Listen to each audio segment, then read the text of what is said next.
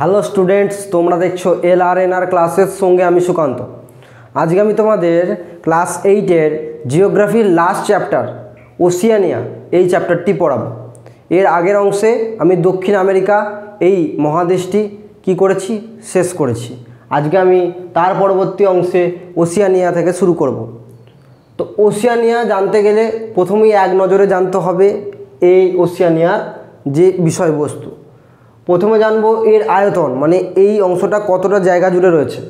44 লক্ষ বর্গ কিলোমিটার জায়গা জুড়ে ওশিয়ানিয়া মহাদেশটি রয়েছে। সীমা, এবার বলা ভালো যে ওশিয়ানিয়া এক একটা দ্বীপ, অর্থাৎ এখানে প্রচুর দ্বীপ লক্ষ্য করা যায়, বোঝা গেল।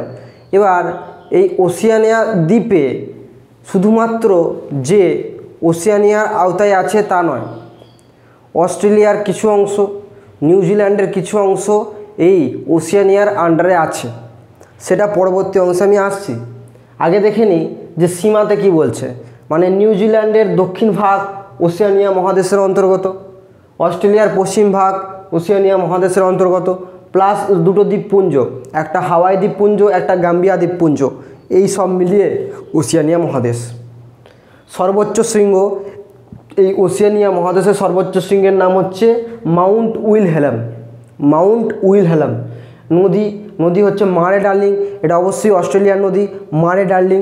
আর যেহেতু কি পড়ছি যে অস্ট্রেলিয়ার অনেকটা অংশই ওশিয়ানিয়ার মধ্যে রয়েছে, তাই এই ওশিয়ানিয়া মহাদেশেরই গুরুত্বপূর্ণ নদী হলো মারে ডার্লিং। ভাষা, এখানে অনেকগুলো ভাষা থাকবে, এটা তুমি বুঝতেই পারছো, কারণ ওশিয়ানিয়া মহাদেশ যে তোমার কয়েকটা মানুষের সমাগম তেমন নয়, কারণ ওশিয়ানিয়া মহাদেশ এর বিস্তার অনেক দেশের সাথে রয়েছে। যেমনটা বললাম, অস্ট্রেলিয়া, নিউজিল্যান্ড, আরও অনেক দ্বীপপুঞ্জ, এদের সাথে মিলিয়ে ওশিয়ানিয়া মহাদেশ তৈরি হয়েছে। তাই এখানে ভাষার সংখ্যাও অনেকটাই বেশি, 28টা। এবার শহর হচ্ছে সিডনি, মেলবোর্ন, ক্যানবেরা, তিনটি হচ্ছে অস্ট্রেলিয়ার প্রধান শহর। আর বলিয়েছি যে অস্ট্রেলিয়ার পশ্চিম ভাগটা নিয়ে গঠিত করে ওশিয়ানিয়া মহাদেশ, তা এই অংশগুলো অস্ট্রেলিয়ার পশ্চিম ভাগে রয়েছে। এবার আমরা দেখব অস্ট্রেলিয়ার আঞ্চলিক বিভাগ। ঠিক তার আগে আমি একটা গুরুত্বপূর্ণ অংশ পড়াবো, সেটা হচ্ছে যে ওই ওশিয়ানিয়া মহাদেশ এটা আবিষ্কার হলো কিভাবে। প্রথমে বলে রাখি যে এই ওশিয়ানিয়া মহাদেশ অনেক দ্বীপের সমাগম ছিল, অনেক দ্বীপের সমাগম ছিল ওশিয়ানিয়া। তখন সেই সময়ে ওশিয়ানিয়াতে আদিবাসীরা বসবাস করত, বোঝা গেল।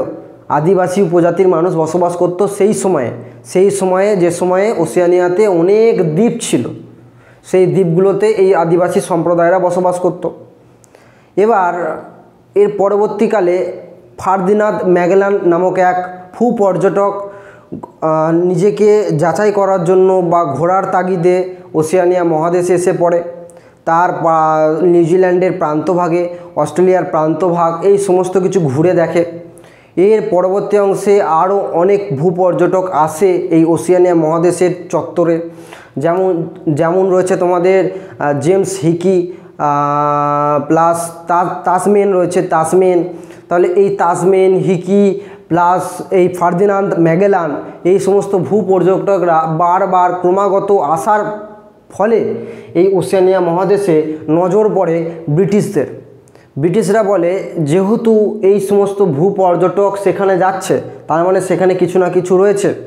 সেই কথার তাগিদে ওশিয়ানিয়া মহাদেশে ব্রিটিশ এক বাহিনী কি হয়, নৌবাহিনী কি হয়, সেই সময় ওশিয়ানিয়া মহাদেশে পা দেয়। এবং ওশিয়ানিয়া মহাদেশে পা দেওয়ার সাথে সাথে সেখানে অনেকগুলো দ্বীপকে ক্যাপচার করে নেয়, বোঝা গেল, নিজেদের দখলে আনে। তার সাথে ফরাসি বাহিনী, তারাও এই ওশিয়ানিয়া মহাদেশে গিয়ে তাদের যে পাওয়ার সেটাকে কাজে লাগিয়ে সেখানে অনেকগুলো দ্বীপকে নিজেদের আওতায় আনে। বলা বাহুল্য, ওশিয়ানিয়া মহাদেশের আন্ডারে যে অস্ট্রেলিয়া, নিউজিল্যান্ড রয়েছে, সেই সমস্ত অংশগুলোকেও এই ব্রিটিশ বাহিনী তথা ফরাসি বাহিনী আয়ত্তে এনেছিল, বোঝা গেল। তা এই ভূপর্যটক প্লাস ব্রিটিশদের এই যে অত্যাচার, এই সমস্ত কিছু থেকে একটা সময় এই ওশিয়ানিয়া মহাদেশ রক্ষা পায়। এবং যে সমস্ত অংশ ওশিয়ানিয়া মহাদেশের প্রান্তভাগে ছিল, সেটা অস্ট্রেলিয়া হোক বা নিউজিল্যান্ড হোক, সেইখানে এখনও পর্যন্ত কি রয়েছে, সার্বভৌম এক অবস্থান লক্ষ্য করা যায়। আর তার থেকে বড় কথা, এখানে ব্রিটিশরা যখন গিয়ে পৌঁছেছিল তখন দেখেছিল এখানে অনেক খনি রয়েছে, বিভিন্ন খনি, বিভিন্ন ধাতব খনি। সেই খনিতে অনেক সোনা বা বিভিন্ন কয়লা এই সমস্ত জাতীয় খনি ছিল, তা এইগুলোর মূল্য কি ছিল অনেক বেশি, তাই ব্রিটিশরা সেখান থেকে সত্ত্বর নড়তে চায়নি। পরবর্তীকালে নড়েছে। আর এরপর দেখা যায় যে ইউরোপের বিভিন্ন দেশ এই যে খনি থাকার কারণে বা ওশেনিয়া মহাদেশের একটা আরামদায়ক আবহাওয়া, এই সমস্ত কিছুর কারণে কি করতে থাকে, ইউরোপের মানুষ এই ওশেনিয়া মহাদেশে আসতে থাকে, দিয়ে তারপরে জনসঙ্গম বাড়ায়। তো এটা হলো একটা হিস্ট্রি, যে হিস্ট্রিতে ওশেনিয়া মহাদেশটা আবিষ্কার হয়েছে। এবার আমরা এর আঞ্চলিক বিভাগ দেখব, মানে এই ওশেনিয়া মহাদেশকে 4টে ভাগে ভাগ করা যায়। তো প্রথম নাম হচ্ছে অস্ট্রেলেশিয়া। এই অস্ট্রেলেশিয়ার প্রথম ভাগেই দেখতে পাচ্ছ এই যে মানে এখানে অস্ট্রেলিয়া রয়েছে, আর লেশিয়া মানে নিউজিল্যান্ড রয়েছে। মানে অস্ট্রেলিয়া আর নিউজিল্যান্ডকে নিয়ে একটা অংশ গঠন হয়েছে, তার নাম অস্ট্রেলেশিয়া। এটা একটা ওশেনিয়ার ভাগ। ওশেনিয়ার আঞ্চলিক বিভাগের মধ্যে পড়ছে অস্ট্রেলেশিয়া। এই অস্ট্রেলেশিয়ার মধ্যে পড়ছে অস্ট্রেলিয়া আর নিউজিল্যান্ড। এবার মেলানোসিয়া। এবার এখানে বলা বাহুল্য, মেলানোসিয়া এই যে ভাগটা, এখানে যে সমস্ত উপজাতি বসবাস করতো তাদের সবাইকার গায়ের রং ছিল কালো, বোঝা গেল, তাই এই নামটা হয়েছে মেলানোসিয়া। ঠিক আছে। তো এখানে যে সমস্ত তোমাদের দ্বীপপুঞ্জ ছিল এই অংশে, সেগুলো ফিজি, নিউগিনি, পাপুয়া নিউগিনি, এইগুলো এই অংশের মধ্যে পড়ছে। তারপরে দেখো পলিনেশিয়া। পলিনেশিয়া মানে কি, এখানে প্রচুর দ্বীপের সমাগম, মানে এই অংশটাতে অনেক দ্বীপ ছিল, যেমন হাওয়াই দ্বীপ, সামোয়া দ্বীপ। এর পরবর্তী অংশ দেখো মাইক্রোনেশিয়া। মাইক্রো মানে আমরা কি জানি ক্ষুদ্র, মানে এখানে দ্বীপের সংখ্যা ছিল খুব অল্প, তাই এর নাম কি মাইক্রোনেশিয়া। এখানে কিছু দ্বীপ রয়েছে যেমন নাইরি, গুয়াম, এই সমস্ত দ্বীপ। এবার আমরা দেখব যে আমি তোমাদের পড়ালাম কিছুক্ষণ আগে অস্ট্রেলিয়া আর নিউজিল্যান্ড ভূপ্রকৃতির মধ্যে রয়েছে, অর্থাৎ আঞ্চলিক বিভাগে যে অস্ট্রেলেশিয়া পড়ালাম, সে অস্ট্রেলেশিয়ার মধ্যে কী ছিল, অস্ট্রেলিয়া আর নিউজিল্যান্ড। তাহলে আমাকে অস্ট্রেলিয়ার ভূপ্রকৃতি তথা নিউজিল্যান্ডের ভূপ্রকৃতি এই দুটো যেমন পড়তে হবে, তেমন পলিনেশিয়া, মাইক্রোনেশিয়া এইগুলোও পড়তে হবে। তাহলে প্রথমে কি পাবো, অস্ট্রেলিয়ার ভূপ্রকৃতি, বোঝা গেল। তো অস্ট্রেলিয়ার ভূপ্রকৃতিতে আমরা কি কি পড়ব, প্রথমে পড়ব পূর্বের উচ্চভূমি অঞ্চল, পশ্চিমের মালভূমি অঞ্চল, মধ্যভাগের সমভূমি অঞ্চল আর উপকূলের সমভূমি অঞ্চল। তো এইগুলো হচ্ছে অস্ট্রেলিয়ার ভূপ্রকৃতি। তো কি কি বৈশিষ্ট্য পাবো সেগুলো দেখে নিই। পূর্বের উচ্চভূমি অঞ্চল, অর্থাৎ এখানে অস্ট্রেলিয়ার পূর্ব দিকে উচ্চভূমি অঞ্চল লক্ষ্য করা যায়। এখানে যে পর্বতগুলো লক্ষ্য করা যায় তা বেশিরভাগ প্রাচীন ভঙ্গিল পর্বতমালার অংশবিশেষ। এখানে যে রেঞ্জ দেখা যায়, মানে পর্বত শ্রেণী, সেটা হলো গ্রেট ডিভাইডিং রেঞ্জ। এই গ্রেট ডিভাইডিং রেঞ্জ অস্ট্রেলিয়ার বিভিন্ন স্থানে বিভিন্ন নামে পরিচিত, যেমন লিভারপুল রেঞ্জ, লিভারপুল নামক স্থানে এটাকে বলা হয় লিভারপুল রেঞ্জ। প্লাস রয়েছে নিউ ইংল্যান্ড রেঞ্জ, এগুলো রয়েছে, ডার্লিং হাউস রয়েছে। এই সমস্ত কিছু এই গ্রেট ডিভাইডিং রেঞ্জকেই বলা হয় বিভিন্ন স্থানে বিভিন্ন নামে, যেমন new England range, darling house বা লিভারপুল রেঞ্জ এইগুলো। এবার এই যে মাউন্ট কোসিয়াসকো যেটা লিখেছি, এই মাউন্ট কোসিয়াসকো হলো অস্ট্রেলিয়ার সর্বোচ্চ শৃঙ্গ তথা গ্রেট ডিভাইডিং রেঞ্জের সর্বোচ্চ শৃঙ্গ, বোঝা গেল। পশ্চিমের মালভূমি অঞ্চল আমরা যদি লক্ষ্য করি, তাহলে অস্ট্রেলিয়ার ভূপ্রকৃতি যদি লক্ষ্য করি, তাহলে অস্ট্রেলিয়ার বেশিরভাগ অংশটাই এই মালভূমি অঞ্চলের অন্তর্গত, বোঝা গেল। তো এই অস্ট্রেলিয়ার বেশিরভাগ অংশ মালভূমি অঞ্চলের অন্তর্গত। এখানে আমরা কি দেখতে পাবো, যে মালভূমি অঞ্চলগুলো দেখতে পাবো সেগুলোর উচ্চতা 200 থেকে 500 মিটার। 200 থেকে 500 মিটারের মধ্যে আমরা এখানকার মালভূমি অঞ্চলগুলোকে দেখতে পাবো। আর যে মালভূমি অঞ্চলের সাথে আমাদের ভারতের মালভূমি তুলনা করব, সেটা হলো দাক্ষিণাত্য মালভূমি, যেটাকে বলা হয় ডেকান ট্র্যাপ। মানে ওই লাভা বাইরে বেরিয়ে এসে জমাটবদ্ধ হয়ে যে মালভূমি অঞ্চল গঠন করে, সেটাকে দাক্ষিণাত্য মালভূমি বলা হয় ভারত বিশেষে। ঠিক তেমনই দাক্ষিণাত্য মালভূমির অনুরূপ হলো অস্ট্রেলিয়ার এই পশ্চিমের মালভূমি অঞ্চল। তাহলে নিশ্চয়ই বুঝতে পারলে যে পশ্চিমের মালভূমি অঞ্চল ওশেনিয়া তথা অস্ট্রেলিয়ার বেশিরভাগ অংশ জুড়ে রয়েছে। আর এখানে যে মালভূমি অংশগুলো লক্ষ্য করা যায় তার উচ্চতা 200 থেকে 500 মিটার। আর এই মালভূমি অঞ্চল ভারতের দাক্ষিণাত্য মালভূমির অংশবিশেষ, মানে অংশবিশেষ নয়, অনুরূপ বিশেষ। মানে ওখানে যে দাক্ষিণাত্য মালভূমি যে প্রসেসে যে রকমভাবে দেখা যায়, ঠিক তেমনভাবেই অস্ট্রেলিয়ার এখানে পশ্চিমের মালভূমি অঞ্চলকে লক্ষ্য করা যায়।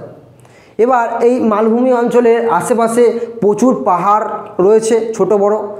আর রয়েছে মরুভূমি অঞ্চল। এই মরুভূমি অঞ্চল যেগুলো রয়েছে সেগুলো অস্ট্রেলিয়ার বিভিন্ন স্থানে বিভিন্ন নামে পরিচিত, যেমন ভিক্টোরিয়া, গিবসন, এগুলো আলাদা আলাদা স্থানে আলাদা আলাদা নামে পরিচিত। এবার এই মরুভূমিতে ছোট বড় হ্রদ দেখা যায়, সেগুলোকে বলা হয় প্লায়া। আর মরুভূমিতে কি দেখা যায়? মরুদ্যান দেখা যায়, মানে অনেকটা যাওয়ার পর দেখা যাবে হয়তো কিছুটা জল রয়েছে, চারিদিকে কিছু গাছ, নারকোল টারকোল গাছ বা এরকম কিছু জাতীয় গাছ লক্ষ্য করা গেছে। তাহলে কি দেখা যাবে? মরুদ্যান দেখা যাবে আর প্লায়া হ্রদ দেখা যাবে, বোঝা গেল। আর দেখা যায় আয়ার রক। আয়ার রক বলতে পশ্চিমের মালভূমি অঞ্চলের সবথেকে দর্শনীয় স্থান হলো আয়ার রক। এখানে সূর্যোদয় সূর্যাস্ত কখন হয়, কেমনভাবে হয় আর কি রং নিয়ে হয় সেটা বোঝা যায় না, এই অংশটার নাম আয়ার রক। এবার মধ্যভাগের সমভূমি অঞ্চল বিশেষত মারে ডার্লিং নদী অববাহিকার সমভূমি অংশ বিশেষ নামেই খ্যাত, কারণ এই মধ্যভাগের সমভূমি অঞ্চল মারে ডার্লিং নদীকে কেন্দ্র করে গড়ে উঠেছে, মানে মারে ডার্লিং নদী অববাহিকায় গড়ে উঠেছে। আর পশ্চিমের মালভূমি অঞ্চল আর পূর্বের উচ্চভূমি অঞ্চলের মাঝখানে রয়েছে মধ্যভাগের সমভূমি অঞ্চল, বোঝা গেল। তো এরপর হচ্ছে আর্টিজিও কূপ। আর্টিজিও কূপ কি না, এখানকার ভূপৃষ্ঠের যে বৈশিষ্ট্য সেটা এমনই যে যদি কোনো একটা অংশ খোঁড়া হয় সেখানকার, তাহলে কোনো পাইপের সাহায্য ছাড়াই সেখান থেকে জল কী হবে? ওপর দিকে উঠতে থাকবে। এটাকে বলা হয় আর্টিজিও কূপ, যেটা দেখা যায় অস্ট্রেলিয়ার ভূপ্রকৃতিতে মধ্যভাগের সমভূমি অঞ্চলে। এবার দেখো উপকূলের সমভূমি অঞ্চল। এই উপকূলের সমভূমি অঞ্চল অনেকটাই বিস্তার লাভ করেছে অস্ট্রেলিয়ার ভূপ্রকৃতিতে। আর এখানে যে প্রবাল প্রাচীর দেখা যায় তার নাম গ্রেট ব্যারিয়ার রিফ, যেটা পৃথিবীর বৃহত্তম প্রবাল প্রাচীর। এবার আমরা দেখব নিউজিল্যান্ডের ভূপ্রকৃতি। আমরা এর আগের পার্টে কি দেখেছি? অস্ট্রেলিয়ার ভূপ্রকৃতি। এবার দেখব নিউজিল্যান্ডের ভূপ্রকৃতি। তো নিউজিল্যান্ড এই যে অংশটা, এই অংশটা অনেক দ্বীপ নিয়ে গঠিত, প্রচুর দ্বীপ সম্বলিত একটা এলাকা হচ্ছে নিউজিল্যান্ড। এখানে ভূপ্রকৃতির বেশিরভাগ অংশটাই পর্বত নিয়ে ঘেরা, অর্থাৎ ভূপৃষ্ঠে সমভূমি মালভূমির থেকে পর্বতের প্রাচুর্য এখানে বেশি। এখানে একটা পর্বতশ্রেণী দেখা যায় যেটা নিউজিল্যান্ডের মেজর পর্বতশ্রেণী, সেটা দক্ষিণ দ্বীপের দক্ষিণ আল্পস, অর্থাৎ দক্ষিণ আল্পস হচ্ছে এখানকার পর্বতশ্রেণী, বোঝা গেল। এবার এই দক্ষিণ আল্পস এর পর্বতশ্রেণীর যে উচ্চতম পর্বতশৃঙ্গ তার নাম মাউন্ট কুক। রিলেশন করার চেষ্টা করো তাহলে বুঝতে পারবে। তাহলে বোঝা গেল যে এখানে পর্বতের প্রাচুর্য বেশি সমভূমি মালভূমির থেকে। এখানে অনেক দ্বীপ রয়েছে, সাথে এখানে একটা মেজর পর্বতশ্রেণী রয়েছে তার নাম দক্ষিণ আল্পস। আর এই দক্ষিণ আল্পস পর্বতশ্রেণীর উচ্চতম পর্বতশৃঙ্গ হলো মাউন্ট কুক, বোঝা গেল। তো এখানে কিছু সমভূমি লক্ষ্য করা যায়, সেই সমভূমির মধ্যে ক্যান্টারবেরি সমভূমি হলো উল্লেখযোগ্য। ক্যান্টারবেরি সমভূমি কোথায় দেখা যায় বললে উত্তর কী হবে? নিউজিল্যান্ডে। এবার এখানে কিছু আগ্নেয়গিরিও দেখা যায়, ঠিক আছে? এখানে কিছু আগ্নেয়গিরিও দেখা যায়, তার নাম মাউন্ট এগমান্ট। মাউন্ট এগমান্ট হচ্ছে এখানকার গুরুত্বপূর্ণ আগ্নেয়গিরি। তো এইগুলো পড়লে মোটামুটি হয়ে যায়। আর সাথে কিছুটা পড়তে হবে নদী সম্পর্কে, অর্থাৎ এখানে 2-3টে নদী পড়লেই হবে, যেখানে কী কী নদী লক্ষ্য করা যায়। একটা হচ্ছে ওয়াইটাকি, একটা ফ্রম, এই সমস্ত নদী নিউজিল্যান্ডে লক্ষ্য করা যায়। তাহলে নিশ্চয়ই বুঝতে পারলে এই পয়েন্টগুলো পড়লেই হয়ে যাবে। এবার হচ্ছে এই যে পড়েছি মেলানেশিয়া, পলিনেশিয়া, মাইক্রোনেশিয়া পড়েছিলাম না পুরো ওই আঞ্চলিক বিভাগে। তো এইগুলো আসছে। এবার এইগুলোর ভূপ্রকৃতি কী, তো এইগুলো তোমাদের যদি জানি যে এইখানে প্রচুর দ্বীপ লক্ষ্য করা যায়, এই সমস্ত আখ্যে মানে মাইক্রো মানে অল্প দ্বীপ, পলি মানে প্রচুর দ্বীপ। তো এই দ্বীপ সম্বলিত এলাকায় হচ্ছে এই তিনটে, মেলানেশিয়া, পলিনেশিয়া আর মাইক্রোনেশিয়া, বোঝা গেল। এই মেলানেশিয়াতে যে সমস্ত মানুষ বসবাস করে তাদের গায়ের রং কালো। এবার এই তিনটে দ্বীপ গঠন হচ্ছে সমুদ্র তলদেশে, মানে সমুদ্রের তলদেশে প্রচুর পরিমাণে আগ্নেয় পদার্থ জমা হয়ে এই তিনটে অংশ গঠন হয়েছে, বোঝা গেল। তো প্রশ্ন পড়তেই পারে যে এই তিনটে দ্বীপ কিভাবে গঠন হয়েছে বা এই তিনটে অঞ্চল কিভাবে গঠন হয়েছে। কিভাবে গঠন হয়েছে না, সমুদ্র তলদেশে আগ্নেয় পদার্থ জমা হয়ে এই তিনটে অঞ্চল গঠন হয়েছে। এবার এখানে আমরা দেখব মাউন্ট উইলহেলম রয়েছে। এখানকার উল্লেখযোগ্য যে পর্বতশৃঙ্গ তথা ওসিয়ানিয়ার উল্লেখযোগ্য পর্বতশৃঙ্গ হচ্ছে মাউন্ট উইলহেলম। কোথায় লক্ষ্য করা যায়? পাপুয়া নিউগিনি দ্বীপে। পাপুয়া নিউগিনি দ্বীপে লক্ষ্য করা যায় মাউন্ট উইলহেলাম, যেটা মেলানেশিয়া, পলিনেশিয়া আর মাইক্রোনেশিয়ার সর্বোচ্চ শৃঙ্গ তথা ওসিয়ানিয়ার সর্বোচ্চ শৃঙ্গ। এবার আগ্নেয় দ্বীপ দেখা যায়, কিছু আগ্নেয় দ্বীপ দেখা যায় হাওয়াই দ্বীপ পড়েছি আগে, ফিজি দ্বীপ। তো হাওয়াই দ্বীপের মৌনা লোয়া আমরা অনেকবার পড়েছি কিছু না কিছু অংশের মধ্য দিয়ে, যে হাওয়াই দ্বীপের মৌনা লোয়া। তো এই অংশগুলো হচ্ছে এই আগ্নেয় দ্বীপের অন্তর্গত, আর আগ্নেয়গিরি হচ্ছে হাওয়াই দ্বীপের মৌনা লোয়া। এবার আমরা নদী সম্পর্কে আলোচনা করব, অর্থাৎ যে সমস্ত অঞ্চলের ভূপ্রকৃতি পড়ে এসেছি তাদের নদী সম্পর্কে আলোচনা করব। অস্ট্রেলিয়া পড়েছি আমরা, অস্ট্রেলিয়ার গুরুত্বপূর্ণ নদী আগেই পড়ে এসেছি মারে ডার্লিং। মারে একটা নদী, ডার্লিং আর একটা নদী, দুটো এক নয়। তাহলে মারে ডার্লিং নদী, এই যে মারে নদী এটা আল্পস থেকে উৎপত্তি হচ্ছে অস্ট্রেলিয়ার, আর ডার্লিং নদীটা নিউ ইংল্যান্ড রেঞ্জ থেকে উৎপত্তি লাভ করছে, পতিত হচ্ছে এনকাউন্টার উপসাগর। কি নাম? এনকাউন্টার উপসাগরে গিয়ে পতিত হচ্ছে, উৎপত্তি হচ্ছে মারে অস্ট্রেলিয়ার আল্পস, আর ডার্লিং নিউ ইংল্যান্ড রেঞ্জ। আর এটা হচ্ছে ওসিয়ানিয়ার দীর্ঘতম নদী মারে ডার্লিং। মারে ডার্লিং হলো ওসিয়ানিয়ার দীর্ঘতম নদী। এবার নিউজিল্যান্ডের ওয়াইটাকি হচ্ছে গুরুত্বপূর্ণ নদী। এটা হচ্ছে বেনমোর হ্রদ থেকে উৎপত্তি, বেনমোর হ্রদ থেকে উৎপত্তি লাভ করে এটা কোথায় গিয়ে পড়েছে? এটা পড়েছে প্রশান্ত মহাসাগরে, এটা পড়েছে প্রশান্ত মহাসাগরে। আর এটা হলো নিউজিল্যান্ডের দীর্ঘতম নদী। ওয়াইটাকি হলো নিউজিল্যান্ডের দীর্ঘতম নদী। এবার পাপুয়া নিউগিনি, এটা আগেই পড়েছি, পাপুয়া নিউগিনি সেই ফ্লাই হচ্ছে পাপুয়া নিউগিনির গুরুত্বপূর্ণ নদী ফ্লাই। এটা ভিক্টর ইমানুয়েল রেঞ্জ থেকে উৎপত্তি লাভ করেছে, হয়েছে পাপুয়া উপসাগরে। এটা পাপুয়া নিউগিনির একটা গুরুত্বপূর্ণ নদী হলো ফ্লাই। এবার আমরা দেখব যে ওসিয়ানিয়া মহাদেশের জলবায়ু কেমন। তার আগে বলা ভালো যে ওসিয়ানিয়া মহাদেশটা বিভিন্ন অঞ্চল নিয়ে গঠিত, যেমন অস্ট্রেলিয়া, নিউজিল্যান্ড, ছোট বড় দ্বীপ, পাপুয়া নিউগিনি। তাই এখানকার জলবায়ু অনেক রকম পের দেখা যায়। মানে অস্ট্রেলিয়া যেমন জায়গাটা অনেকটা বড়, ঠিক তেমনই ওখানে যে ছোট বড় দ্বীপগুলো লক্ষ্য করা যায় সেখানে সমুদ্রের প্রভাব প্রচণ্ড বেশি। তাই সমুদ্রের প্রভাবে সেখানকার জলবায়ু যেমন হবে, অস্ট্রেলিয়ায় কি ঠিক তেমন জলবায়ু হবে? উত্তর না।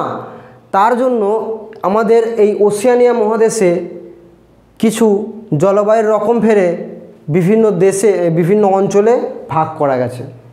যেমন নিরক্ষীয় জলবায়ু কোথায় দেখা যায়, বৈশিষ্ট্য সব পড়ব।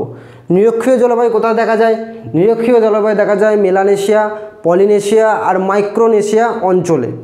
এবার এখানে তাপমাত্রা অনেক বেশি থাকে, শীতকাল এবং গ্রীষ্মকাল উভয় কালই তাপমাত্রা অনেক বেশি থাকে। ক্রান্তীয় মৌসুমী জলবায়ু অঞ্চল, এই ক্রান্তীয় মৌসুমী জলবায়ু অঞ্চল কোথায় দেখা যায়? অস্ট্রেলিয়ার উত্তর অংশে ক্রান্তীয় মৌসুমী জলবায়ু অঞ্চল লক্ষ্য করা যায়। এবার এই ক্রান্তীয় মৌসুমী জলবায়ু অঞ্চলে শীতকালটা হচ্ছে শীতল আর শুষ্ক, আর গ্রীষ্মকালটা হচ্ছে মৌসুমী জলবায়ুর প্রভাব। অর্থাৎ শীতকালে জল তেমন হয় না, বৃষ্টি তেমন হয় না, আর গ্রীষ্মকালে বৃষ্টি অনেকটাই হয়, যেটা মৌসুমী জলবায়ুর কারণে হয়। তাহলে বুঝতে পারলে এই অংশটাকে কেন ক্রান্তীয় মৌসুমী জলবায়ু অঞ্চল বলছে, কারণ শীতকালটা শীতল শুষ্ক আর গ্রীষ্মকালে মৌসুমী জলবায়ুর এফেক্ট দেখা যায়। তাই জন্য এই অস্ট্রেলিয়ার উত্তর অংশে মৌসুমী জলবায়ুর কারণে গ্রীষ্মকালে 150 সেন্টিমিটার বৃষ্টিপাত ঘটে থাকে। নাতিশীতোষ্ণ জলবায়ু অঞ্চল, নাতিশীতোষ্ণ জলবায়ু অঞ্চল দেখা যায় মারে ডার্লিং আর ব্রেসবোনে। এই অংশে তাপমাত্রা এতটাই মনোরম থাকে, যার কারণে এই নাতিশীতোষ্ণ জলবায়ু অঞ্চলের মধ্যে যে দুটি অঞ্চল রয়েছে মারে ডার্লিং আর ব্রেসবোন, দুটি হলো খুব মনোরম আর আরামদায়ক অঞ্চল। এরপর দেখো, এরপর হচ্ছে ভূমধ্যসাগরীয় জলবায়ু অঞ্চল। ভূমধ্যসাগরীয় জলবায়ু অঞ্চলের মধ্যে পড়ছে পার্থ আর অ্যাডিলেড। এই পার্থ আর অ্যাডিলেড বিশ্বের এক জনপ্রিয় কি অঞ্চল? পার্থ। কারণ এখানে যে জলবায়ু অঞ্চল লক্ষ্য করা যায় সেটা হলো ভূমধ্যসাগরীয় জলবায়ু অঞ্চল। এই জলবায়ু অঞ্চলে বিভিন্ন ফলের চাষ হয়, প্লাস জলবায়ু অঞ্চলটা মানুষের পক্ষে খুব মনোরম, থাকার জন্য খুবই মনোরম, তাই এই অঞ্চলটা গুরুত্বপূর্ণ। এবার মরু অঞ্চল, অস্ট্রেলিয়ার পশ্চিম অংশে দেখা যায় মরু অঞ্চল। এখানে বৃষ্টিপাত হয় না বললেই চলে, 25 সেন্টিমিটারও কম বৃষ্টিপাত ঘটে। এইগুলো হচ্ছে জলবায়ু অঞ্চলের বিভাগ। এবার আমরা ওসিয়ানিয়ার স্বাভাবিক উদ্ভিদ সম্পর্কে আলোচনা করব। তো এই স্বাভাবিক উদ্ভিদকে কিছু বিভাগে কি করা হয় না আলোচনা করা হয়। প্রথমে রয়েছে ক্রান্তীয় চিরহরিত অরণ্য। ক্রান্তীয় চিরহরিত অরণ্য দেখা যায় মেলানেশিয়া, পলিনেশিয়া আর মাইক্রোনেশিয়া অঞ্চলে। এখানকার উষ্ণতা প্লাস আর্দ্রতা বেশি থাকার কারণে এখানে গাছগুলো খুবই ঘনভাবে একে অপরের সাথে বেষ্টন করে থাকে। গাছগুলির মধ্যে উল্লেখযোগ্য মেহগনি, পাম, এবনি এই সমস্ত গাছ। এরপরে ক্রান্তীয় পর্ণমোচী অরণ্য, এটা দেখা যায় অস্ট্রেলিয়ার উত্তর অংশে। এর মধ্যে রয়েছে গুরুত্বপূর্ণ উদ্ভিদ পাম, বার্চ আর কি বাঁশ। নাতিশীতোষ্ণ অরণ্য, এই নাতিশীতোষ্ণ অরণ্যকে আরেকবার বলা হয় নাতিশীতোষ্ণ পর্ণমোচী অরণ্য, কারণ এই নাতিশীতোষ্ণ অরণ্য শীতের শুরুতে পাতা ঝরিয়ে দেয়। মানে এখানকার যে সমস্ত গাছ লক্ষ্য করা যায় সেই গাছ শীতের শুরুতে তাদের পাতা ঝরিয়ে দেয়। ওক, ম্যাপল, ফার এই সমস্ত উদ্ভিদ শীতের শুরুতে নাতিশীতোষ্ণ অরণ্যাঞ্চলে কী করে, পাতা ঝরিয়ে দিয়ে নতুন পাতার সৃষ্টি করে। এই উদ্ভিদ দেখা যায় নিউজিল্যান্ড আর অস্ট্রেলিয়ার পূর্বাংশে। নিউজিল্যান্ড আর অস্ট্রেলিয়ার পূর্বাংশে লক্ষ্য করা যায় নাতিশীতোষ্ণ অরণ্য। এবার এই যে দুটো গুরুত্বপূর্ণ, এই দুটো খুবই গুরুত্বপূর্ণ, একটা ক্রান্তীয় তৃণভূমি আর একটা নাতিশীতোষ্ণ তৃণভূমি, এইগুলো খুবই গুরুত্বপূর্ণ, নোট করবে। একটা ক্রান্তীয় তৃণভূমি আর একটা নাতিশীতোষ্ণ তৃণভূমি। ক্রান্তীয় তৃণভূমি যেখানে লক্ষ্য করা যায় সেখানে কম বৃষ্টিপাতে বড় বড় ঘাস লক্ষ্য করা যায়। এই বড় বড় ঘাসযুক্ত অঞ্চলকে বলা হয় পার্কল্যান্ড সাভানা। বোঝা গেল? তাহলে এই অঞ্চলে কি হয় না কম বৃষ্টিপাতে বড় বড় ঘাসযুক্ত অঞ্চল সৃষ্টি হয়। এই গোটা অঞ্চলটাকে, এই বিস্তীর্ণ অঞ্চলটাকে বলা হয় পার্কল্যান্ড সাভানা। বোঝা গেল? আর এখানে মাঝে মাঝে ইউক্যালিপটাস এই সমস্ত গাছও লক্ষ্য করা যায়। নাতিশীতোষ্ণ তৃণভূমি অঞ্চল, এটা অস্ট্রেলিয়ার মারে ডার্লিং অববাহিকার অংশবিশেষে এই নাতিশীতোষ্ণ তৃণভূমি গড়ে উঠেছে। এই অস্ট্রেলিয়ার মারে ডার্লিং অববাহিকার যে তৃণভূমি অঞ্চল তাকে বলা হয় ডাউন্স। এটা অতিরিক্ত গুরুত্বপূর্ণ। আর এরপর রয়েছে মরু উদ্ভিদ। মরু উদ্ভিদের মধ্যে আমরা জানি যে এখানে বৃষ্টিপাতের পরিমাণ খুবই কম, 25 সেন্টিমিটার বা 50 সেন্টিমিটারের কম। তাই জন্য এখানে কোনো রকম বড় উদ্ভিদ লক্ষ্য করা যায় না। এখানে ক্যাকটাস, অ্যাক্সিয়া, ঝোপঝাড়, কাঁটাযুক্ত ঝোপঝাড় এইগুলোই লক্ষ্য করা যায়। লাস্ট রয়েছে ভূমধ্যসাগরীয় উদ্ভিদ। এই ভূমধ্যসাগরীয় উদ্ভিদ লক্ষ্য করা যায় অস্ট্রেলিয়ার দক্ষিণ ভাগে। এখানে যে গুরুত্বপূর্ণ উদ্ভিদগুলো রয়েছে তার নাম হচ্ছে জারা, কারি এই সমস্ত উদ্ভিদ। এবার আমরা মারে ডার্লিং অববাহিকার কিছু গুরুত্বপূর্ণ বৈশিষ্ট্য দেখব, যেমন ভূপ্রকৃতি দেখব, নদ নদী দেখব, জলবায়ু, স্বাভাবিক উদ্ভিদ, কৃষি, পশুপালন, লাস্টে দেখব খনিজ সম্পদ। প্রথমে আসছে ভূপ্রকৃতি। তো এখানকার ভূপ্রকৃতি কেমন? এখানকার ভূপ্রকৃতি হচ্ছে নিম্ন সমতল ভূমি। মারে ডার্লিং অববাহিকা, এই যে মারে ডার্লিং নদী রয়েছে, এই মারে ডার্লিং নদী অববাহিকায় বছরের পর বছর ধরে পলি সঞ্চয় হয়ে সেই অংশটা সমভূমিতে রূপান্তর হয়েছে। এখানকার গড় উচ্চতা 100 থেকে 200 মিটার। বুঝতে পারলে? তো এই জায়গাটা হলো নিম্ন সমতল ভূমি। নদ নদী, এখানে গুরুত্বপূর্ণ নদী দুটো, একটা মারে আর একটা ডার্লিং। ডার্লিং মারের উপনদী। ডার্লিং হলো মারের উপনদী। মারে কোথা থেকে উৎপত্তি লাভ করেছে? আল্পস থেকে, আগেই পড়িয়েছি। আর ডার্লিং কোথা থেকে উৎপত্তি লাভ করেছে? নিউ ইংল্যান্ড রেঞ্জ থেকে। আর এই দুই নদী কোথায় গিয়ে মিশেছে? ওয়েন্টওয়ার্থ শহরে। ওয়েন্টওয়ার্থ শহরে গিয়ে একসঙ্গে মিলিত হয়েছে। মিলিত হয়ে এই দুই নদী এনকাউন্টার উপসাগরে পতিত হয়েছে। বোঝা গেল? তাহলে মারে ডার্লিংয়ের মধ্যে কে কার উপনদী নিশ্চয়ই বুঝতে পারলে। ডার্লিং হলো মারের উপনদী। মারে উৎপত্তি লাভ করেছে আল্পস থেকে। ডার্লিং উৎপত্তি লাভ করেছে নিউ ইংল্যান্ড রেঞ্জ থেকে। এই দুই নদী একসঙ্গে মিলিত হয়েছে ওয়েন্টওয়ার্থ শহরে আর পতিত হয়েছে এনকাউন্টার উপসাগরে। এনকাউন্টার উপসাগরে। এবার দেখো জলবায়ু। তো এখানকার জলবায়ু, মারে ডার্লিং অববাহিকার জলবায়ু মনোরম আর সকল মানুষের জন্য একেবারে উপযুক্ত। এবার এখানকার গড় তাপমাত্রা, গ্রীষ্মকালীন গড় তাপমাত্রা 25 ডিগ্রি সেলসিয়াস, শীতকালীন গড় তাপমাত্রা 10 ডিগ্রি সেলসিয়াস। এখানে সারা বছর 75 থেকে 90 সেন্টিমিটার বা তারও কম বৃষ্টিপাত লক্ষ্য করা যায়। এরপর দেখব স্বাভাবিক উদ্ভিদ।